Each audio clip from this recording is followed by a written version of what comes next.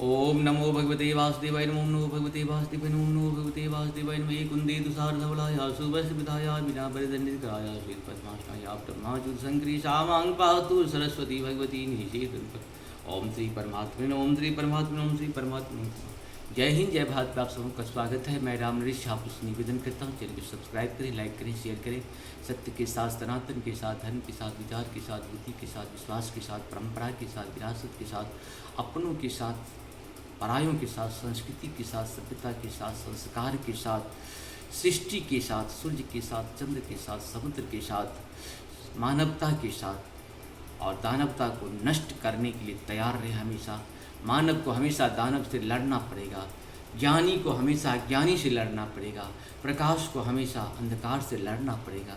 इसीलिए हमेशा लड़ने के लिए तैयार हो जाए। और धर्म एक था, एक है और एक ही रहेगा, वो है सत्य सनातन की जय हो, सत्य सनातन की जय हो, सत्य सनातन की जय हो। हम लोग हिंदू हिंदू कहते हैं, हिंदू हिंदू ना कह के सत्य सनातन की बात करें।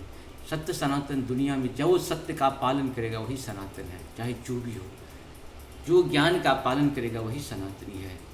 जो प्रकाश को सम्मान करेगा वही, जो सूर्य को सम्मान करेगा वही सनातन है। जो समुद्र को सम्मान करेगा वही सनातन है। जो मानवता की रक्षा के लिए अपना प्राण दे देगा वही सनातन है। सनातन कुछ और नहीं है, जीवन को खत्म कर देगा सत्य के लिए, सनातन के लिए और धर्म के लिए। शुरू करते हैं हम लोग। धर्म जो कहता है वो धर्म नहीं बल्कि अधर्म होता है। अधर्म को अधर्म कहना सीखना पड़ेगा हम सबों को। जब धर्म की श्रेणी में अधर्म आ जाएगा तो पाप बढ़ेगा, और वही परिणाम है कि अधर्म को हम लोग धर्म कहने लगे। इसीलिए पाप का इतना वृद्धि हुआ है।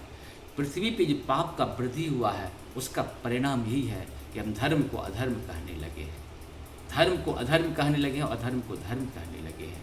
यही परिणाम है।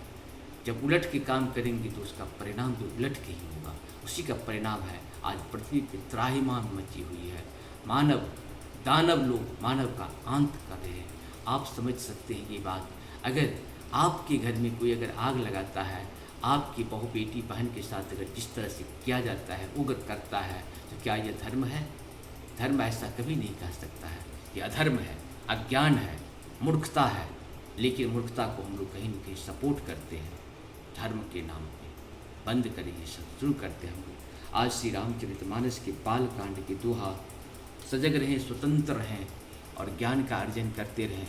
और हमेशा ज्ञान के साथ साथ हमारे सरस्वती, लक्ष्मी, गणेश के साथ साथ हमारे देवता काली भी हैं, हमारी देवता दुर्गा भी है, जो हिरण्यकश्यप प्रभु भी है, दर्शन चक्रधारी भी हैं, राम भी धनुषबाणधारी हैं, शिव भी हमारे त्रिशूलधारी हैं। जिसके देवता इतने त्रिशूल हैं, हम आप सबों से निवेदन करते हैं, आप जहाँ भी रहें, जिस रूप में भी रहें, अपने घर में 4 चीज़ जरूर रखिए। मोबाइल 100 रुपया का रखिए चाहे मत रखिए, तो 4 चीज़ जरूर रखिए। 4 चाकू कम से कम आपके पास होना चाहिए, 4 तलवार भी आपके पास होनी चाहिए, 4 लाठी भी आपके पास होनी चाहिए। और सबको चलाने की, अपने भी चलाइए, अपने बच्चों को भी चलाना सिखाइए। क्योंकि धर्म की रक्षा करने के लिए शस्त्र के साथ शास्त्र भी पढ़ना बहुत ज़रूरी है। हम तो शास्त्र तो पढ़ते हैं, शस्त्र धारण नहीं करते हैं। शस्त्र धारण होगा तभी धर्म की जय होगी, अधर्म का नाश होगा, अब प्राणियों में सद्भावना आएगी, विश्व का कल्याण होगा। ये हमारी परंपरा की रक्षा करना हम सबों का कर्तव्य है। अपने कर्तव्य को निभाएं, अपनी जिम्मेदारी को निभाएं। जय श्री राम। शुरू करते हैं। आज हम लोग श्रीमद् भागवत गीता के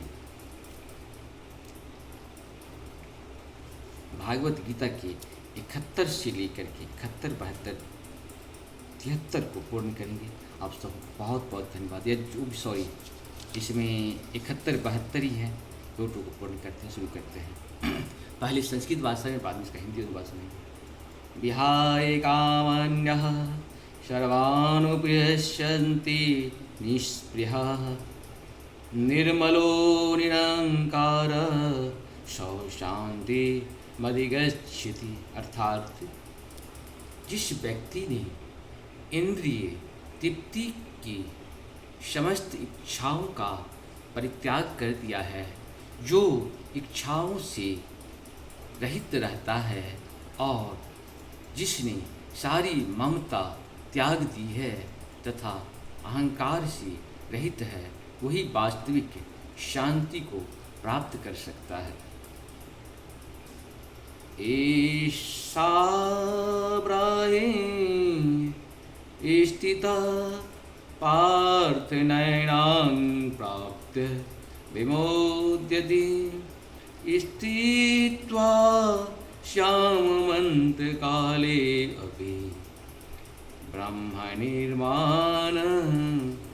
निर्वाणमिच्छति। अर्थात यह आध्यात्मिक तथा ईश्वरीय जीवन का पथ है जिसे प्राप्त करके मनुष्य मोहित नहीं होता।